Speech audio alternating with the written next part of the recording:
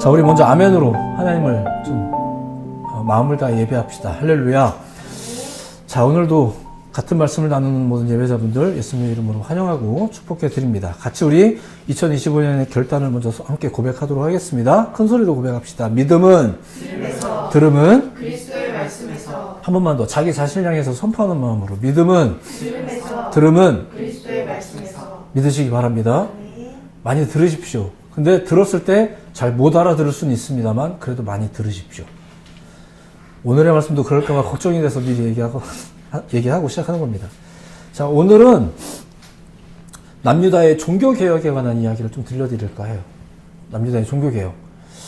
그러니까 항상 염두하는 거지만 말씀을 외우라고 말씀을 선포하는 건 아니에요. 이제 그래도 잘 들어보셨으면 좋겠어요.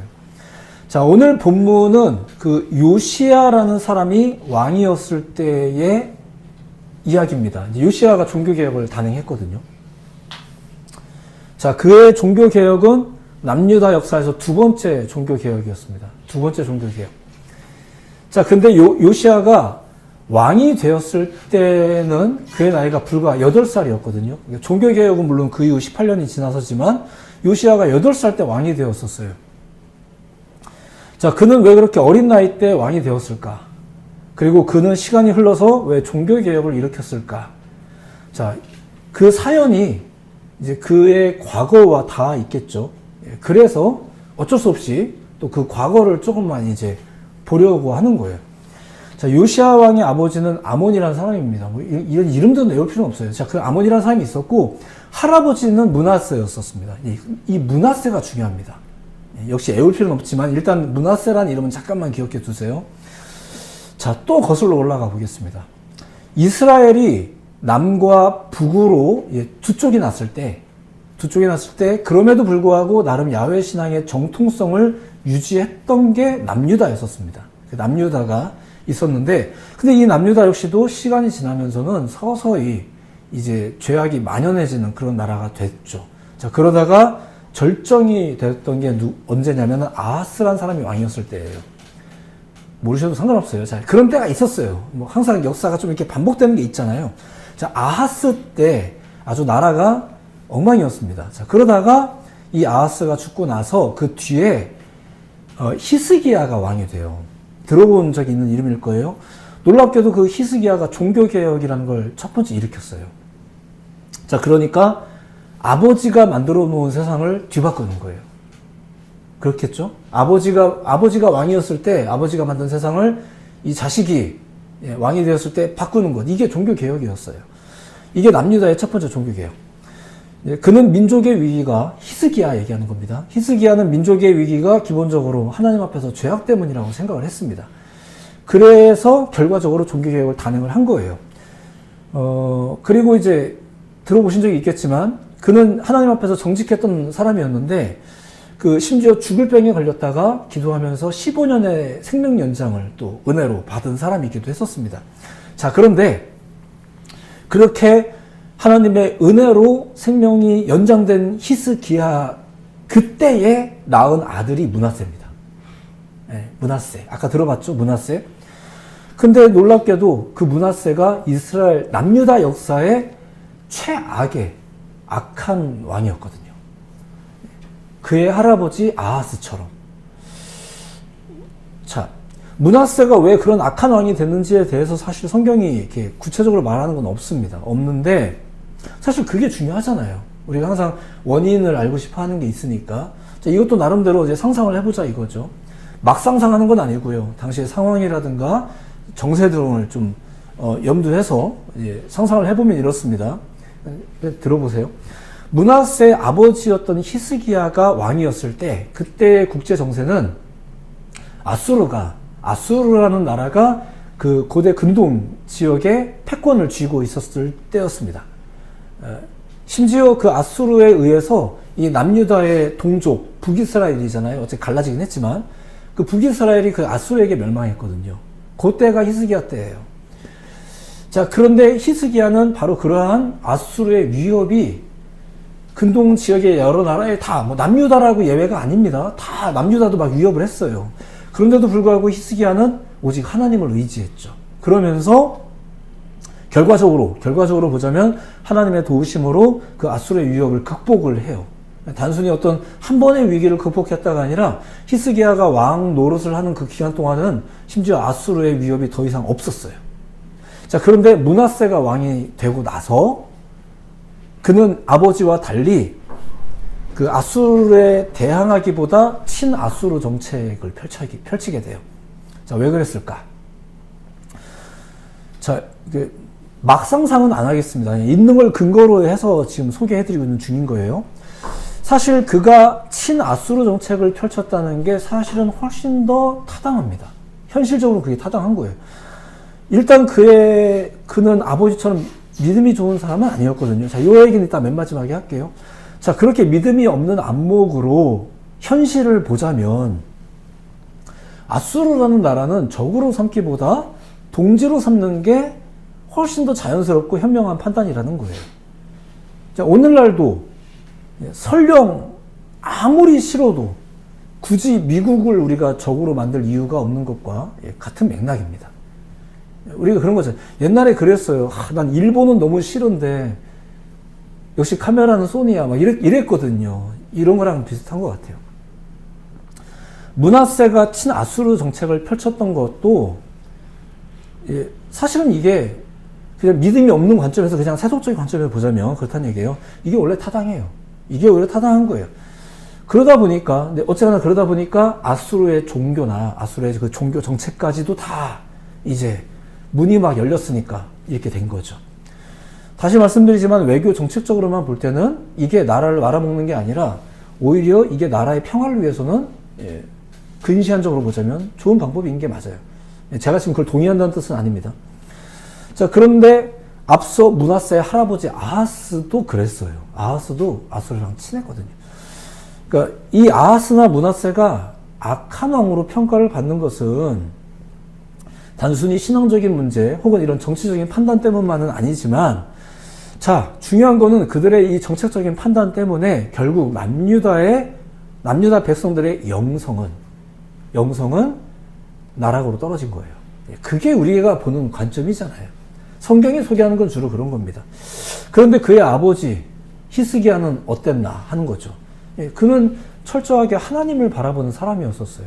뭐 나 죽네 이럴 때도 하나님을 찾았고, 우리 민족 어떡하냐 이렇게 염려할 때도 하나님을 찾았고 했던 사람이 히스기야거든요. 근데 므낫세나 그의 할아버지 아하스는 아니었다는 거죠. 하나님을 바라보는 사람이 아니었던 거예요. 자, 이게 중요한 겁니다. 하나님을 바라보지 않으면 뭐가 눈에 들어오냐? 이거 굉장히 자연스럽고 역사적인 겁니다. 제가 막 우기는 얘기 아닙니다. 오늘따라 저 목사가, 수많은 목사님들 중에 저 목사님만 이거 아닙니다. 아주 역사적인 거예요. 하나님을 바라보지만 않으면 뭐가 눈에 들어오던가. 그게 당대에 가장 강성했던 아수르인 거죠. 오늘날도 우리 눈에 가장 강성하는 게 눈에 들어오는 거잖아요. 아수르를 놓고, 그러니까 아수르가 눈에 들어와요. 그걸 놓고 고민하고, 기뻐하고, 걱정하고, 좋아하고, 이렇게 하는 거예요. 저기 붙을까, 저기서 떨어질까, 이런 거 고민하고, 그래, 잡자, 뭐 이렇게 결정도 하고, 아니야, 저기 잡지 말고, 나는 애굽을 잡을래. 이런 역사들도 막 계속 있었어요, 성경에. 그러니까 이슈 자체가 아수르예요. 그러니까 답도 아수르에서 나오겠죠. 그런 삶이, 이게 중요한 거고요. 자, 근데 성경에서 보면 이게 다 불신앙의 사람들이 가진 특징이란 얘기예요. 공통적으로 다 똑같아요. 하나님을 바라보지 않는 그들은 모두가 다 다른 것을 바라보며 그것을 집착했어요. 그게 뭐 우상이든 사람이든 뭐 나라든 뭐 이런 건 굳이 다 일일이 언급하지 않겠습니다. 근데 그게 오늘날도 크게 다른가? 그래 보이지 않는다는 거죠. 우리가 믿음으로 굳게 서서 하나님을 바라보지 않는다면,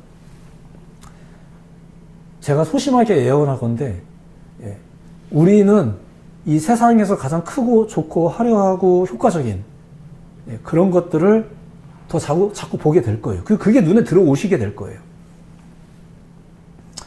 자, 그렇게 히스기야가 전적으로 하나님을 바라보는 사람이었다면 므낫세는, 그리고 그의 할아버지 아하스는 당대의 가장 큰 권력 아수르를 바라보는 사람이었었어요. 정책의 문제만은 아니라는 거죠. 자, 또 한 가지 하나만 더. 히스기야의 종교개혁, 히스기야가 훌륭한 왕이었다고 하니까 1차 종교개혁, 그 종교개혁이라는 걸 한번 봅시다. 이 사실 종교개혁이라는 게 우리가 이렇게 교회에서 설교를 통해서 듣다 보니까 아, 종교개혁은 필요한 거다. 역사적으로 위대했던 일이다. 뭐 16세기 때도 그런 개혁이 있었다. 이런 얘기를 보면서 아, 훌륭하신 분들이네 이러지만 이 시간이 지나고 나면 그런 평가가 있을 수도 있어요. 그런데 그게 그것이 실행될 때는 이게 마냥 호응을 얻는 그런 일들이 아니에요. 그러니까 백성들이 그거 사실 그렇게 좋아하지 않습니다. 하던 걸 못하게 하고 안 하던 걸 해야 하는데 당연히 불편하고 귀찮고 싫죠. 실제로 우리 현실만 봐도 그렇잖아요. 무언가 변화를 꾀하는 모든 일들은 그게 아무리 좋은 목적을 가지고 있다 해도, 좋은 의도를 가지고 있다고 해도 이 불편하기 마련이에요. 그러다 보면 뭐 반대도 생기고, 속으로는 싫은데 겉으로는 뭐 말은 못하겠고 이런 것들이 있잖아요.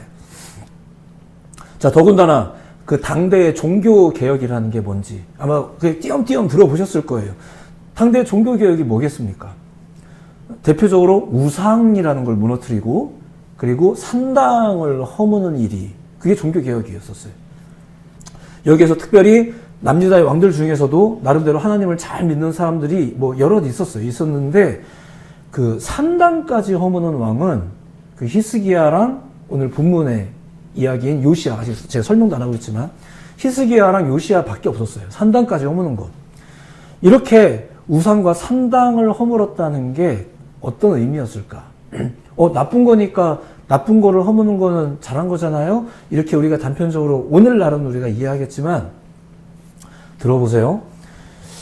그 우상과 산당을 향한 백성들의 마음이라는 게 있어요.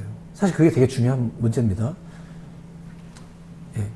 그게 나쁘다는 걸 알면서도 당대의 사람들이 사실 생각보다 우상이나 산당을 좋아했어요. 이 오늘날을 생각해 보면은 아마 어렵지 않게 이해가 될 겁니다. 아, 참아야 되는데 하면서 먹고, 아, 이래야 되는데 하면서 놀고, 아, 가지 말아야 돼, 거기는 가지 말았어야만 하는데 하면서 가고, 이제 이런 경우가 우리의 삶 가운데 어때요? 많죠. 아, 이거 해야 되는데 하면서 하지 못하는 경우 많죠. 이게 왜 많을까요? 우리가 막 무능해서, 능력이 없어서, 우리 실력이 없어서 제가 조심스럽지만 강력하게 이런 선포를 가끔 한 적이 있죠. 우리가 그걸 좋아해서라고. 죄가 어쩔 수 없이 지어진다? 아니에요. 다 듣기 싫어할 거 제가 100% 알고 있지만 그럼에도 불구하고 제가 조심스럽게 이런 얘기 몇 번 한 적이 있어요. 우리가 생각보다 죄를 좋아해요. 이게 그냥 무조건 우리 자신을 막 폄하하고 우리 스스로에 대해서 회의적으로 말하려는 건 아니에요. 그만큼 죄의 흡수력이 강력합니다. 그래서 이제 그거를 바라보고 있으면은 아, 저거 나쁜 건데 싶어도 그 나쁜 걸 바라보고 있으면 거기에 나도 모르게 영향을 받아요. 그 죄의 흡수력이 굉장합니다. 제가 아는 분 중에 이단 연구에 평생을 걸고 계신 분이 계세요. 그분의 영혼이 굉장히 어려우세요. 그러니까 그 본인도 아세요. 그러니까 더 많이 기도하고 더 많이 노력하는 일이 그분에게 필요하다는 걸 다행히도 본인이 아세요. 이런 분들이 계세요. 자, 또 하나, 히스기야가 산당도 허물었다고 했죠, 아까. 그 이유가, 그 히스기야가 산당을 허문 이유는 이거예요. 거기서 사람들이 자꾸 바알과 아세라를 자꾸 섬기니까. 거기서 우상 숭배하고 이러니까. 근데 그거 아세요? 거기서 하나님을 예배도 했어요. 거기서 예배도 했단 말이에요. 그러니까 그 당시는 예루살렘 중앙 성소에서만 예배하자라고 이제 솔로몬이 선포한 이후에 그 전통을 이어나가고 있는 게 우리 남유다잖아요. 자, 그런데도 불구하고 여전히 사람들은 그 편의를 따라서 자기네 매번 예루살렘까지 가는 게 어려웠고 힘드니까 멀리 있는 분들은 그냥 가까운 집에, 가까운 산당에 모여서 예배하는 거를 좋아했었어요. 그러다가 가끔 이제 거기서 다른 것도 예배하고 이런 게 문제가 됐던 거지. 아무튼 그렇습니다. 산당이라는 곳이 그런 곳이었었어요. 자, 그런데 거기를 이제 히스기야가 이제 폐지한다? 이게 한편으로서 보자면 남유다가 예배하는 것도 이제 못하게 한 거예요. 다 예루살렘으로 와라 이 얘기니까. 얼마나 불편하고, 뭐 심지어는 좀 이렇게 하나님은 어디든 계십니다라고 말하는 사람들은 오히려 히스기야가 믿음이 없다고 말하지 않았겠어요? 그렇죠. 나름 하나님을 믿는 백성들인데 왕의 이런 정책 이걸 좋아했겠어요? 예, 당시엔 그랬어요. 오늘날은 우리가 이제 저도 마찬가지고 어디서든 예배하십시오. 근데 반드시 그건 어디서든 예배한다는 걸 전제로 얘기하는 거예요.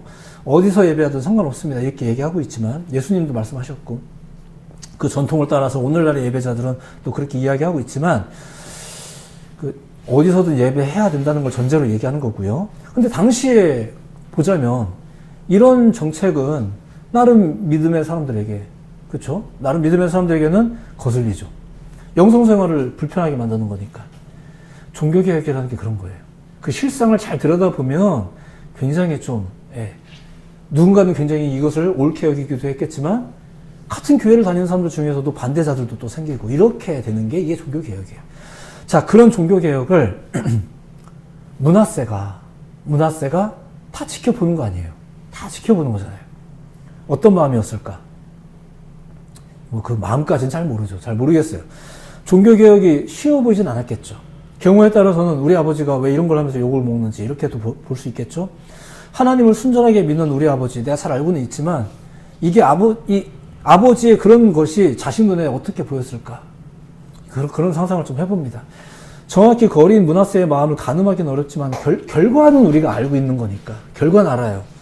문하세가 이제 후에 커서 왕이 되었을 때는 다시 산당을 부활시키고 우상 숭배를 하거든요. 왜 그랬을까?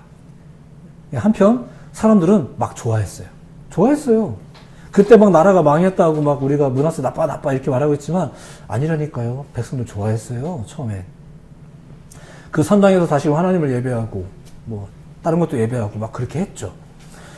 문하세가 악한 왕이라고 평가받았던 이유는 그가 종교적으로나 도덕적으로나 혹은 정책적으로나 이런 모든 문제 때문만이 아니라 한편으로는 백성들의 죄악을 허용했기 때문에 그런 거예요.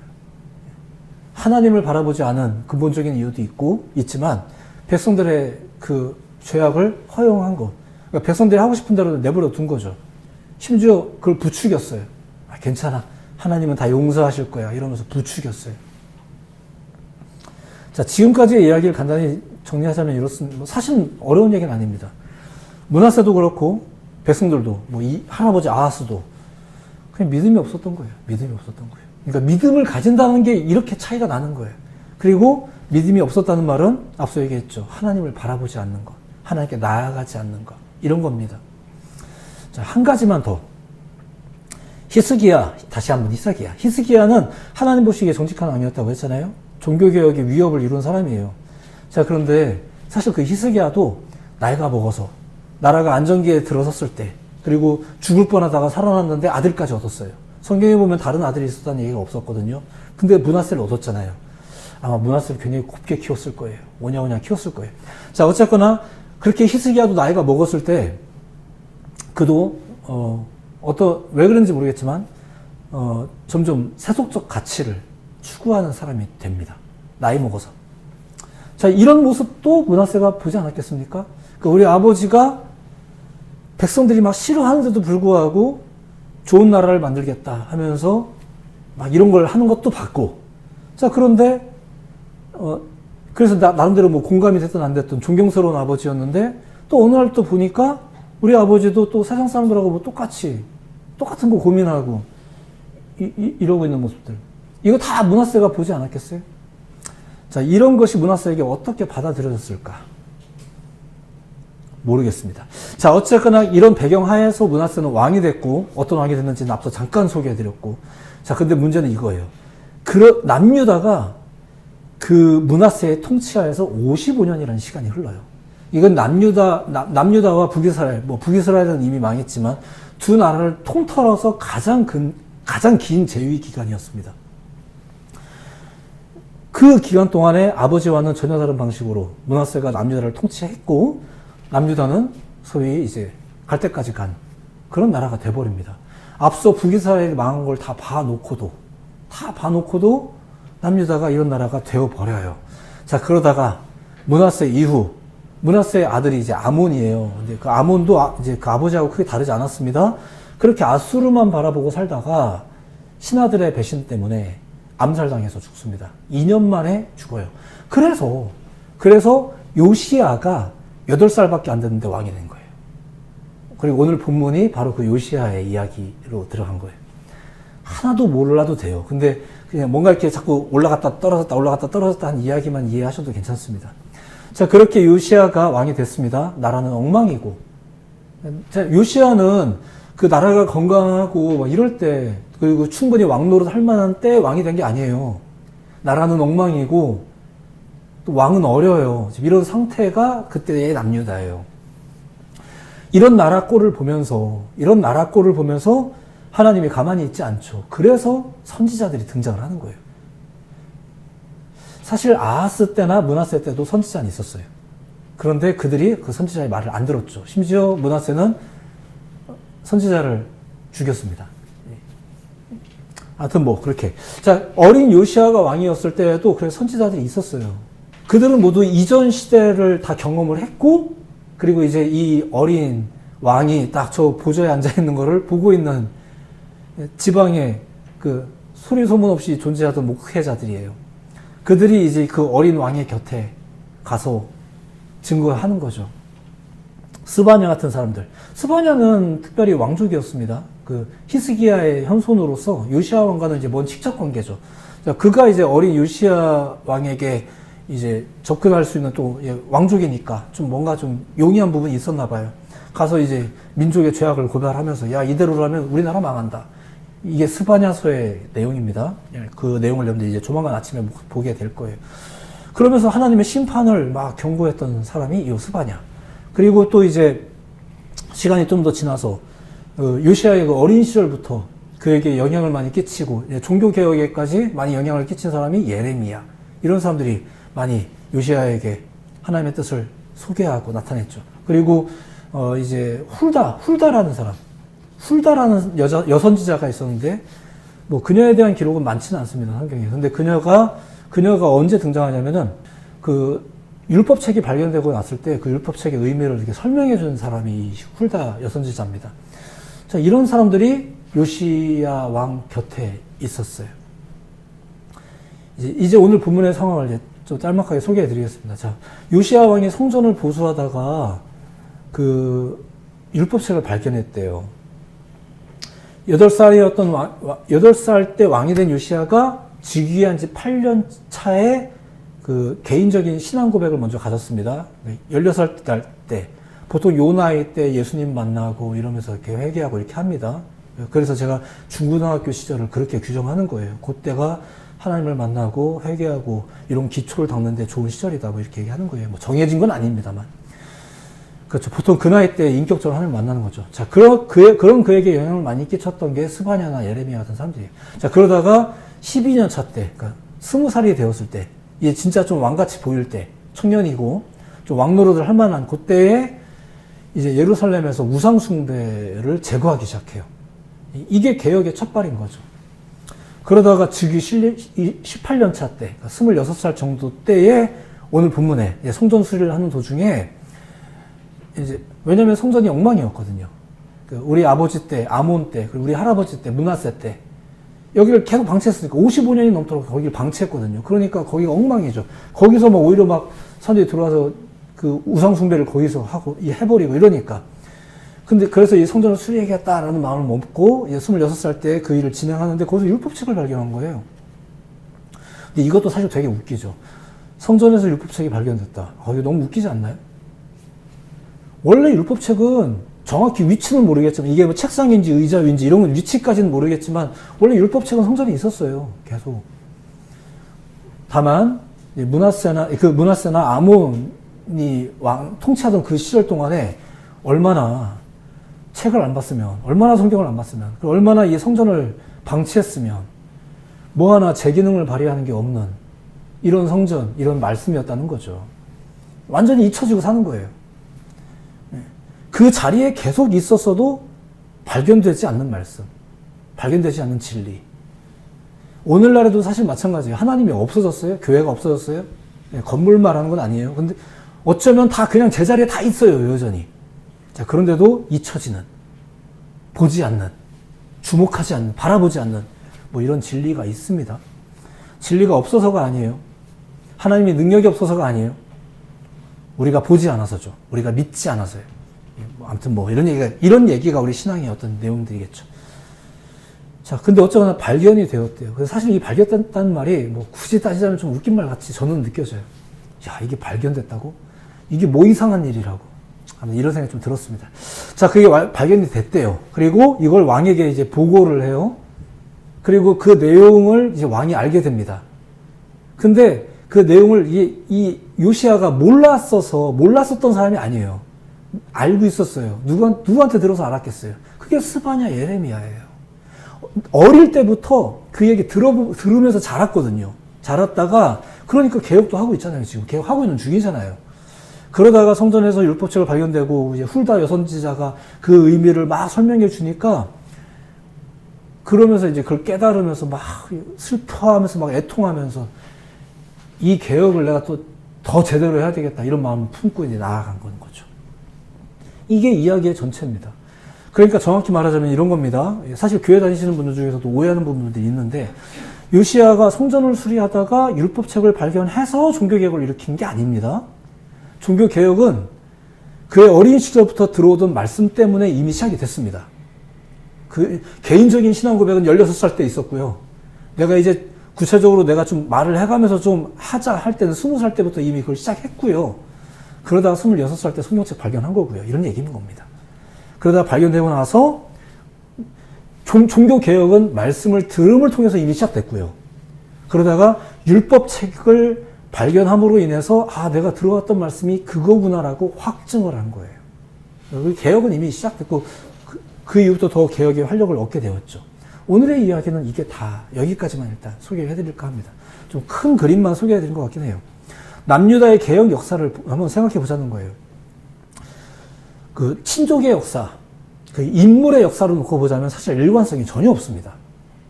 아버지가 믿음이 좋았다고 해서 아들이 믿음이 좋은 것도 아니고, 아버지가 믿음이 나빴다고 해서 아들의 믿음이 꼭 나쁜 것만도 아니에요.